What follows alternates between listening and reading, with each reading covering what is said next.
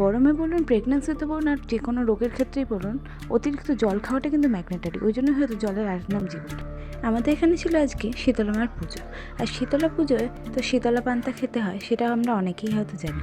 শীতলা মা যেহেতু ঠান্ডার দেবতা, তো শীতলা পুজোয় ডাব তো থাকেই, আর এই ডাবটা ছিল প্রসাদের ডাব। ঝড় ওঠার আগে কেমন চারিদিক নিস্তব্ধ থম মেরে থাকে, তারপর যখন ঝড় ওঠে চারিদিক ওলট পালট করে দেয় এক নিমেষে। তারপরে ঝড়ের পরের আবহাওয়াটা থাকে চারিদিকে ওলট পালট হয়ে পড়ে রয়েছে এরকম, তাই না? এরকমই একটা ঝড় ওঠার মতো পরিস্থিতি হয়তো আমাদের ভারতের কাশ্মীরে ঘটে গেল।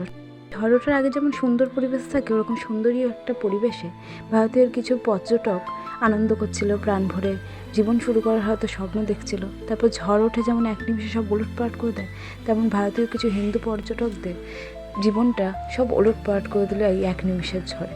শেষে দেখা গেল সেই ভয়ঙ্কর দৃশ্য। যাই হোক, সবাই নিরাপদে থাকবেন। রাধে রাধে।